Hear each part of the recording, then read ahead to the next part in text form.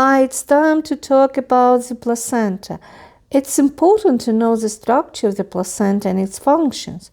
I can say that the placenta is the mother, the primary mother of the child, even I understand that it is a woman who gives birth to the child. She's actually a mother. The placenta has many functions, and without normal functioning and proper development, the baby cannot grow.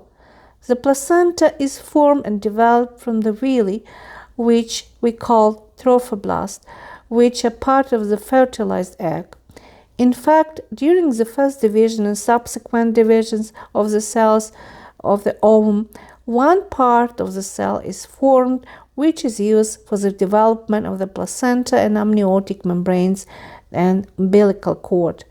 And the other part of the cells are the cells from which the embryo is formed. Therefore, genetically, the placenta has the same karyotype as the baby. Also, we know that the placenta may have a different set of chromosomes and genes, and we call it mosaicism of the placenta.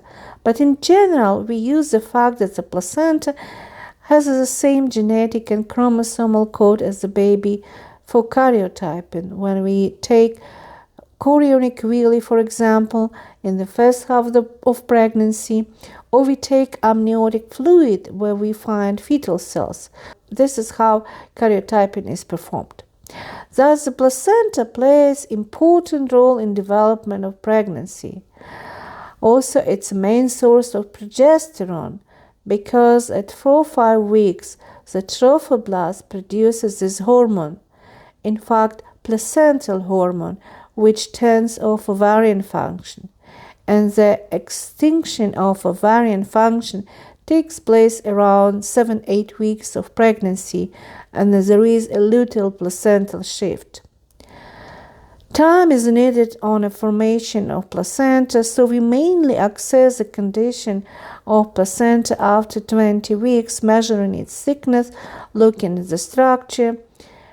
In the first early stages of pregnancy, the placenta has a homogeneous state, something similar to the liver.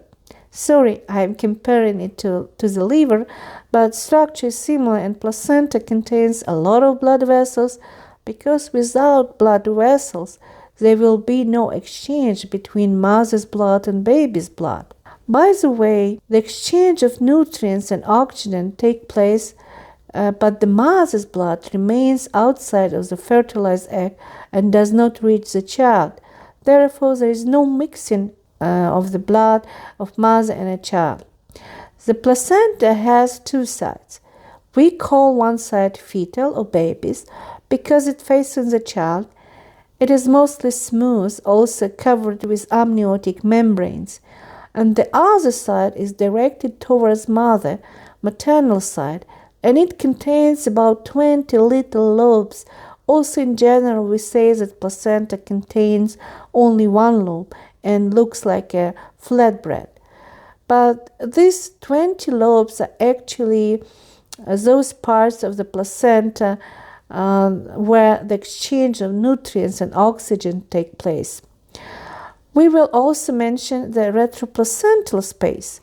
This is the area between the uterine wall and a placenta where a lot of substances are accumulated, including hormones produced by placenta. There is also a very high level of progesterone and other hormones.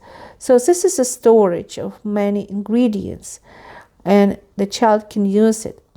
If, for example, the mother is not eating, starving, or say the mother has other problems, sometimes the placenta may compensate the lack of nutrients and help the baby to grow. Therefore, even those women are malnourished or starving, they gave birth to healthy children with good weight. The placenta grows gradually, as I said, and by 20 weeks it's already 1/6, 1/7 of the total weight of the child, so about 500-600 grams. This is not so much. It also changes its structure a little bit. Various inclusions appears in it, or as we say, the placenta ages. But there is no such thing as old placenta. We all getting old during 9 months of pregnancy. What is the function of placenta? I'd like to tell you that despite the fact that there may be placental abruption, or there may be various pathogenic placental development, in most cases a placenta performs its function well to allow a woman to continue pregnancy and get the desired baby healthy. So you don't need to worry a lot if the placenta has some abnormalities. But back to placental function. What is the function of placenta? First and foremost, it's the exchange of nutrients between mother and a child. Now imagine a baby that contains billions of cells should develop from a small fertilized egg, and baby's weight will reach about 3.5 kilos, 6-7 pounds by the end of pregnancy. All the cells must be built of something. Therefore, the child takes from the mother all necessary building materials and for building their own cells. Oxygen exchange also takes place. This is very important because the child has the same blood system also. There is a fetal hemoglobin and the mother her own hemoglobin, and there are different forms of hemoglobin. However, the baby also uses oxygen. He receives this oxygen from his mother. Also, the child does not breathe but uses blood and produces carbon dioxide. So the exchange of carbon dioxide takes place as well. Another important function is the protective function, because the placenta does not allow many substances and microorganisms to enter the baby's body. It's like a protective shield, by the way, a pretty good barrier. For example, when a woman is infected with infectious disease, the placenta is the first link that prevents the entry of the microorganisms, viruses, and bacteria into the body of the child. This also applies to many chemicals. The placenta is an excellent hormonal plant, a factory for production of hormones. It is the placental hormones used by the fetus, not the mother's one, with the exception of thyroid hormone, because before 20 weeks of pregnancy, the baby's thyroid gland is poorly developed and produces little of its own hormone. Therefore, it's very important that the woman's thyroid gland works well. In fact, all other hormones, including steroids, sex hormones, are produced by placenta. And by the way, progesterone is the mom and dad, we can say the ancestors of steroid hormones. And because of this, it's produced in a very large quantities. There is also a lot of progesterone in amniotic fluid. In fact, the child swims in a kind of interesting brine which contains high level of various substances. In the umbilical cord, the baby's blood also has high level of the progesterone, more than in mother's blood. And it cannot be otherwise, because the hormones are important for the rapid growth of cells, for the cell differentiation, for the formation of organs and their development.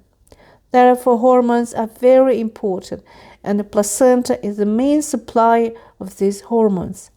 If the placenta does not function properly, then of course the baby will not develop. I need to mention placental lactogen because it has often or previously been used to determine placental function.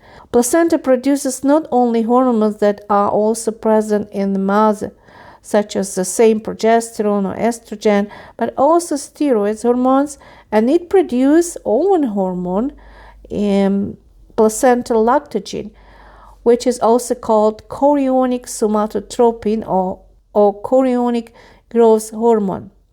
The second name just indicates that this hormone is involved in cell growth, including the cells of the fetus, as for example, humans have growth hormone or other substances we call growth hormones.